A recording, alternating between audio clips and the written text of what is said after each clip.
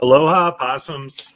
Welcome to week 2 Offensive Points podcast, where we are going to talk about our favorite DFS plays and then just generally just dive into some IDP talk for you. As always, I'm with Josh and Billy. Please forgive me. I have a splitting migraine right now, so I'm going to let them take over now. Nice. Okay, Joe, is that Bears induced, or is it just yeah, that's definitely Bears induced. Okay. We'll get into that later. Yeah. But all right. Josh, do you want to kind of kick this off a little bit? For DFS? Yeah. All right, let's do it. Well, I was thinking, because I'm in charge of wide receivers, which you'll find out in the next podcast or the beginning podcast. You might have already known. I was originally talking about a couple wide receivers, one of which I've already been preaching about in the offseason. Michael Pittman should be a pretty good value in DFS this week. I think a lot of people hate him as it is. I don't know how much he boosted up from last week, but at 7,200 on FanDuel, whatever he is on DraftKings, I just want to warn you guys. 6,300. See, perfect. Sorry, yeah, I do not have a DraftKings. I lost my password a long time ago. He's 7,200 on FanDuel. Yeah, right under Garrett Wilson and in between Garrett Wilson and Hopkins. Seems a bit pricey on FanDuel. It is way too pricey.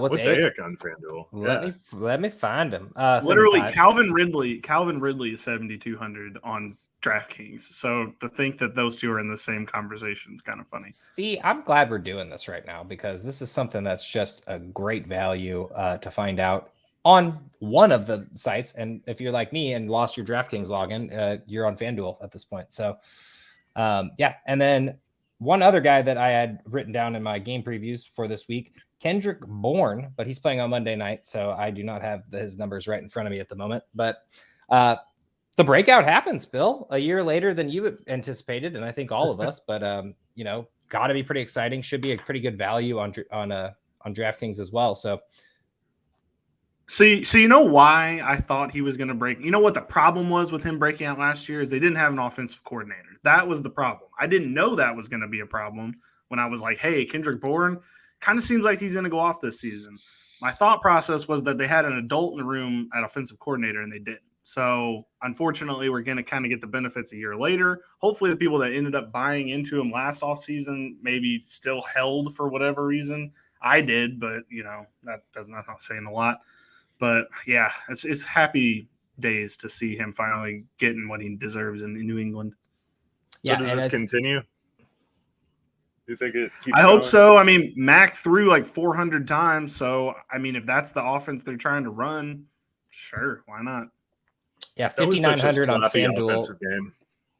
Yeah, it was an ugly game, but they did throw a lot on a really good pass defense. So, I mean, it was raining. So, I mean, honestly, if anything, hats off to Mac Jones, and Mac Jones might be someone you might want to start streaming as well, which could be pretty interesting.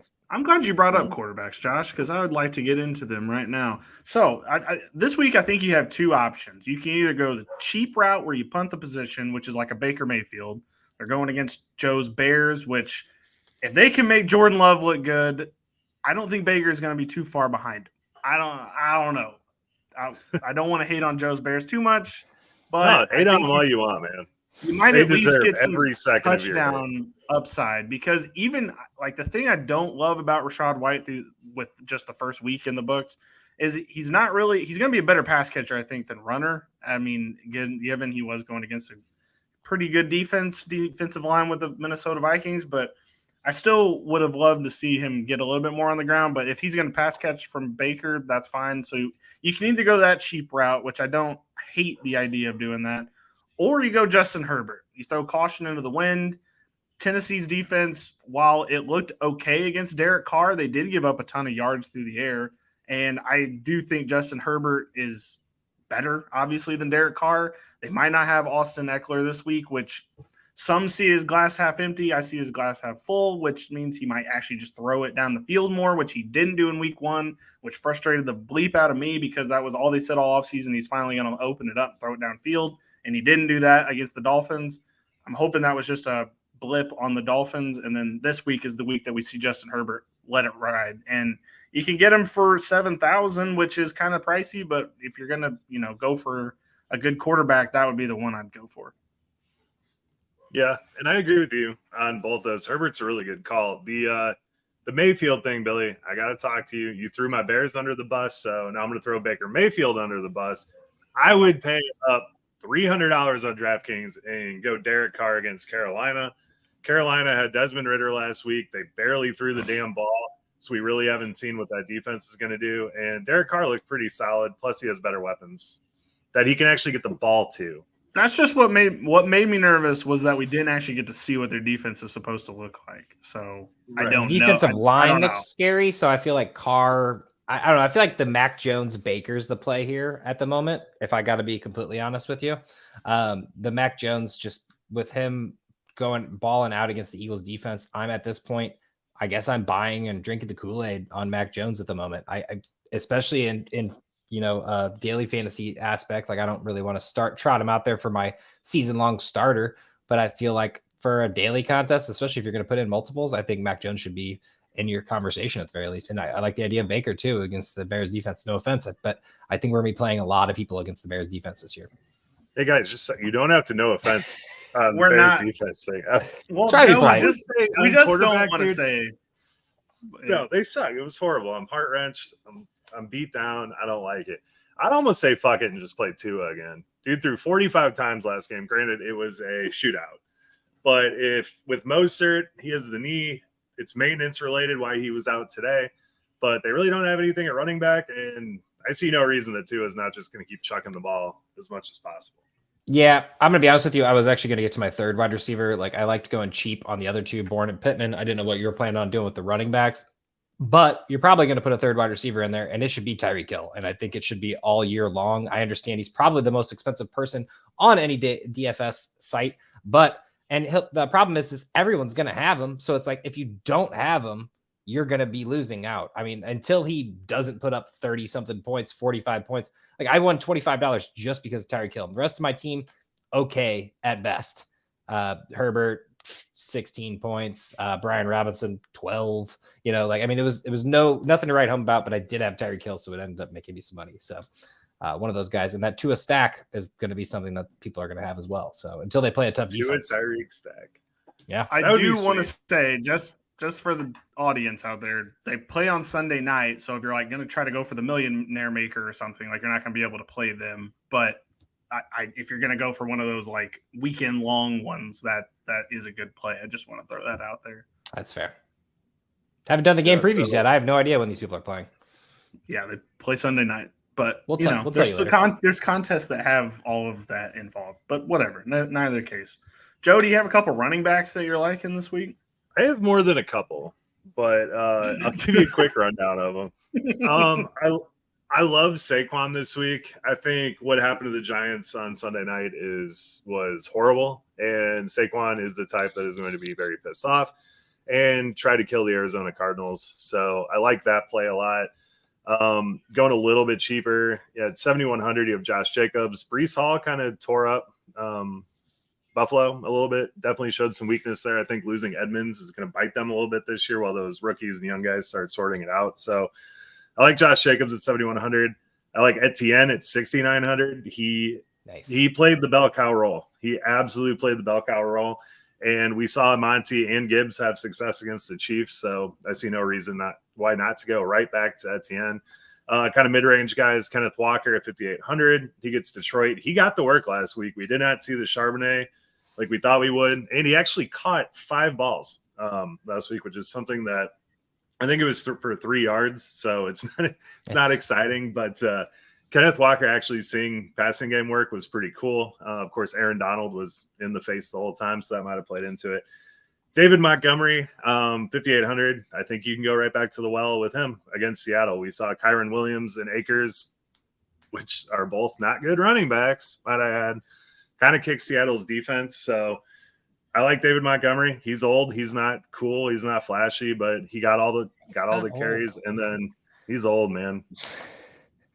Put him in a home. And then getting cheaper, Zach Moss practiced fully today from there. Indy's run game did not look good, but we saw Zach Moss have a couple 100-yard games last year, finished the season really strong. And I do think that this job is going to be his when he comes back. with Evan Hall going on IR, you had Deion Jackson not do a damn thing, and then Jake Funk randomly appeared out of nowhere. So I think I'm back to the well with Zach Moss at 4,700. If you're in a tournament, I don't think it's the worst play. I don't expect a massive game, but he should give you good numbers. Yeah, I love how what you did there is you targeted every single person who had a full workload, pretty much, that didn't get completely shut down. And one person I just want to bring back, and we'll talk about this in the game previews a little bit more, is Etienne, and having that full workload. It didn't look pretty, but they also were playing a really tough game, so it wasn't as easy as it looked. I feel like that block he laid down for Ridley, though, like I was immediately like, oh yeah, that's why I love this dude. Yeah, no, Etienne looked phenomenal. I think he's going to have a really good year, and I'm really sad. I was hoping he'd have a bad year so I could or a bad for week 1, I should say, and then so I could try to target him in some leagues, but here we are. As for tight ends, it is a no man's land of tight ends. So basically, if Kelsey's healthy, that's who you should pick. Obviously, the expensive option.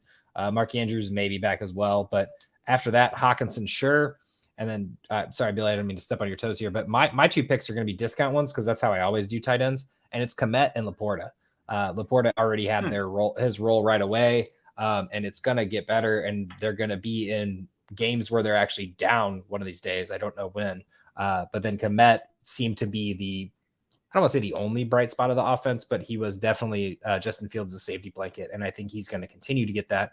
And then once they get to the red zone, and they're 7 yards out, Komet's going to find himself a target or two. So that touchdown dependency shouldn't be too needy, but you could still get like 8 points, and then with the touchdown, get 14 or so. So I also want to throw in on tight ends, Zach Ertz. I mean, he had 10 targets in week 1, caught 6 of them. There wasn't huge yardage, but if that's what Josh Dobbs feels comfortable with, I mean, we still somehow think it's going to be Trey McBride, but I mean, the universe is just telling us no, and it felt more of that this Sunday, where it's just Zach Ertz gets 10 targets. If he's going to get that kind of workload through the season, I mean, hell, you're going to have to throw him in there at some point.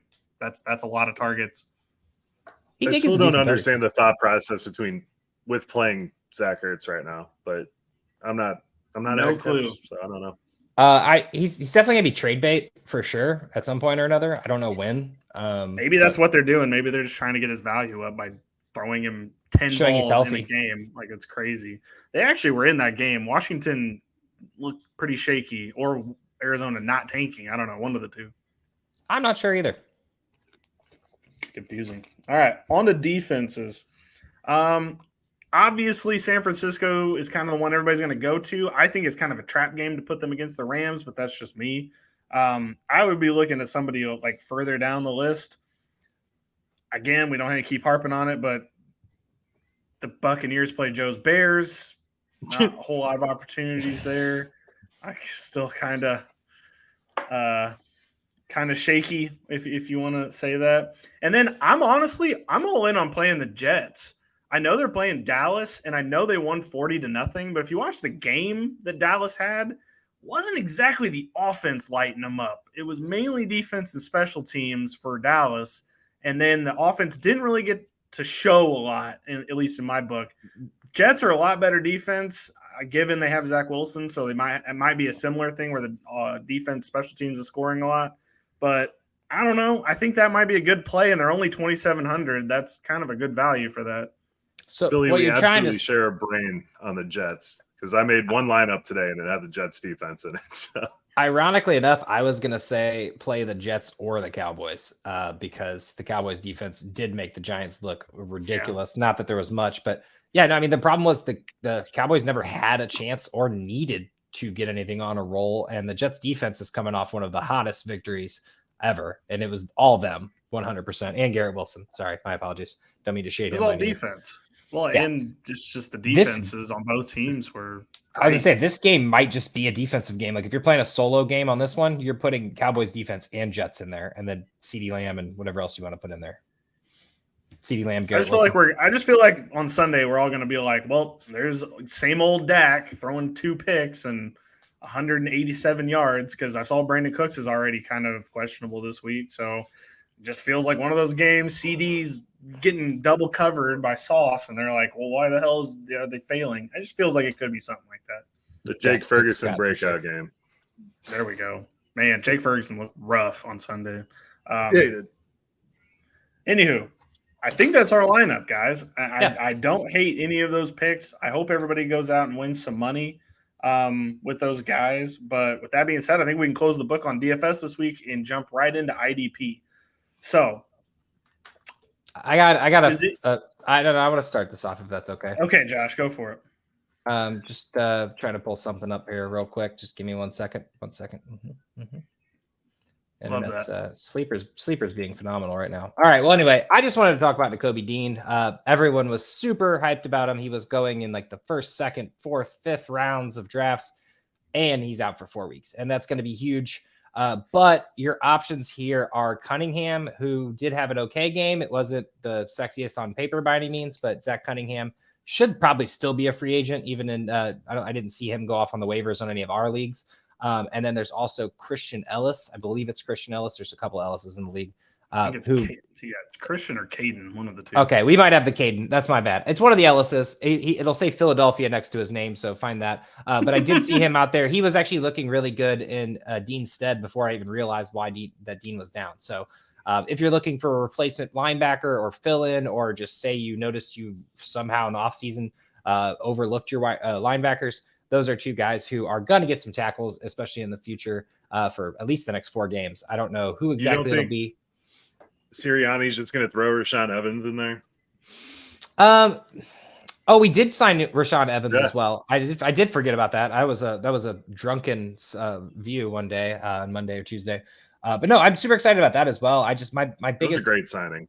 Yeah, great signing. I was shocked that nobody had signed him, which is the wildest part. But for this week, at the very least, I believe that he should be pretty much just like a fill-in. I mean, they're not giving him the green dot, which is what Dean was. So it'll probably go to Cunningham if I have to guess. But I believe Ellis was his, actual direct backup. So I'm not sure who they're giving the green dot to just at this exact moment. But just trying to fill in some slots if you lost a couple linebackers this week.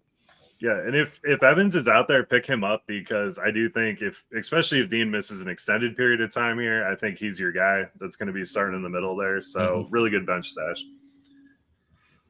Yeah, and I just wanted to talk about with IDP this week, the Giants linebacker situation. So everybody, including myself, including Joe, took Bobby O as the number 1 linebacker there, and it turned out that Micah McFadden was going to turn in the performance we thought Bobby O was going to have.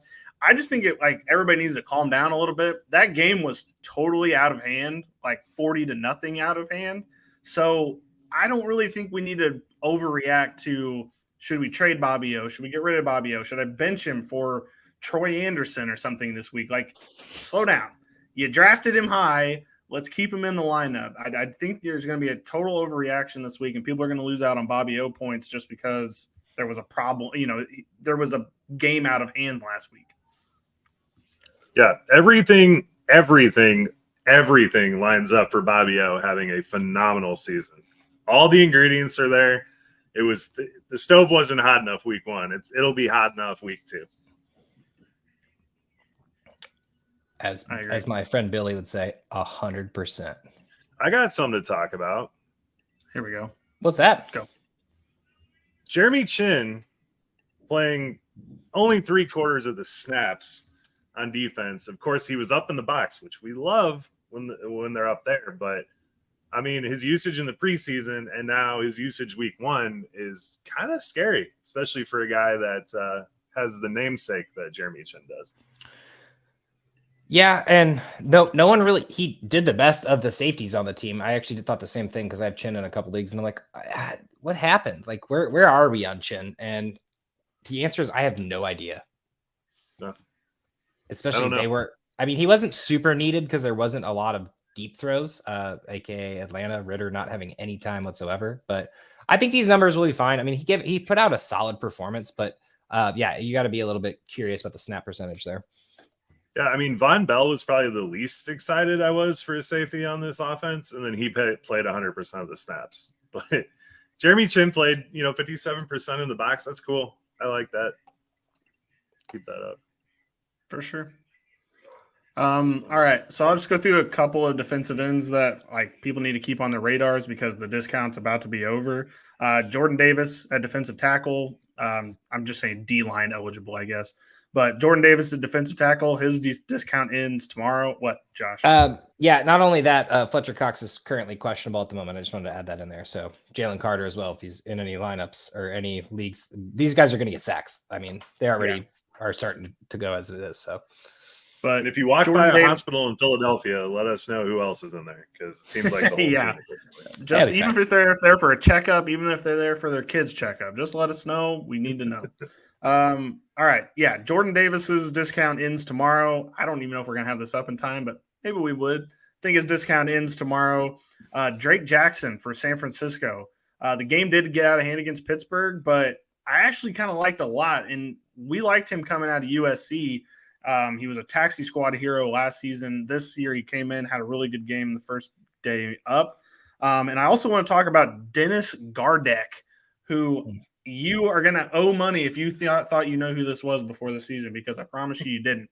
Comes out, has 2 huge sacks in that game against Washington, and now I know who he is. Like, I know this guy. So I think it's not a name to monitor this week, but if he has like even 1 sack this week, there's no discount. If he's on your waiver wire, go pick him up. It's time. Like, you want to get in before he gets too hurt, or before he gets hurt, before something happens. You want to get him in your lineup potentially. So those are just a couple of guys I was looking at. I have more, but I don't, like David Ajabo, we finally got something from him after his, injury season last year. There's a lot of good defensive ends right now, and it's none of the guys that you drafted. So that's always good. Love that.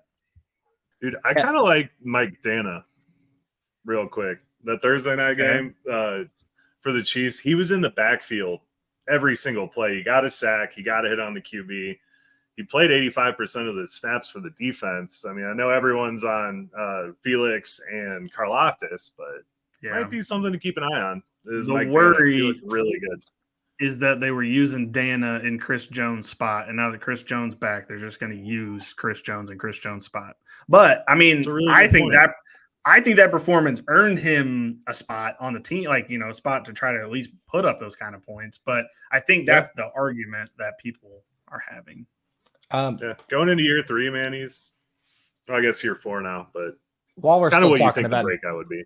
Yeah, while we're still talking about D-line, Karlaftis, for one, was all over that backfield and making tackles. He didn't get a sack, but he will in the future. And not to mention, I love when defensive ends get 7 tackles and put up a performance like they would if they got 1 tackle and a sack.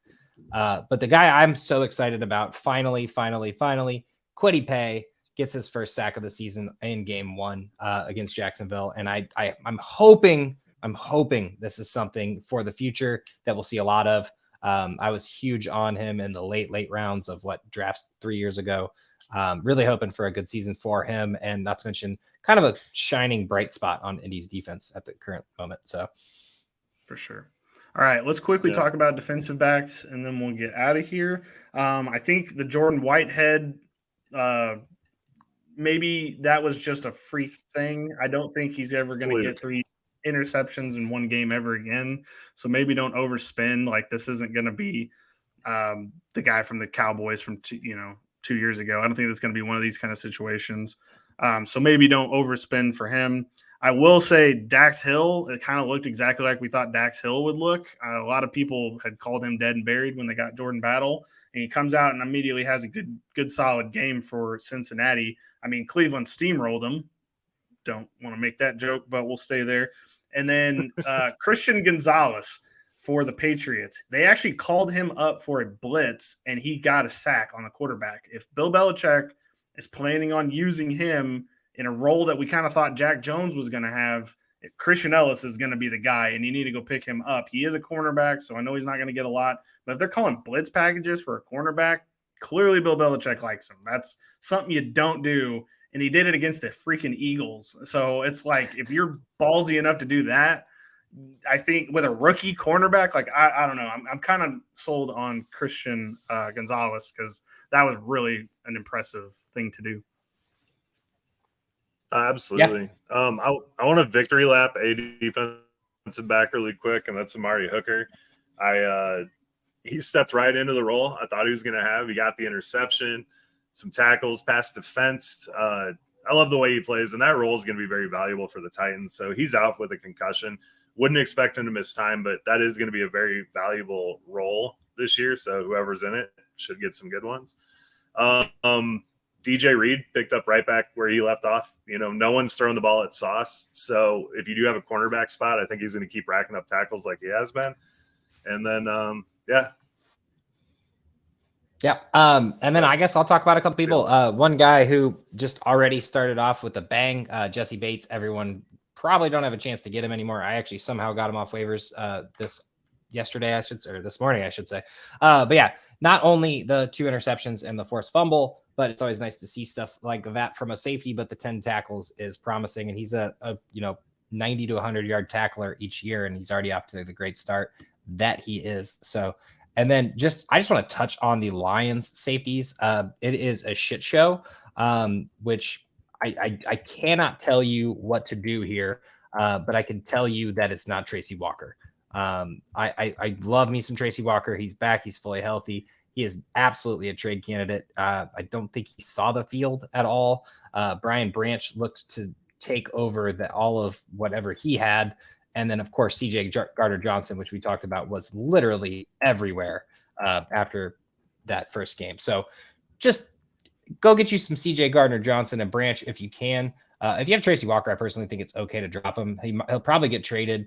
Or, in the case there's an injury, Kirby Joseph is the 3 at this point, and it's Branch and Gardner-Johnson. But honestly, none of them are startable until you actually see something from them. So just a heads up. As a person who has like all of the Lions safeties on different teams and various teams, just sitting them until further notice at the moment. I just looked it up.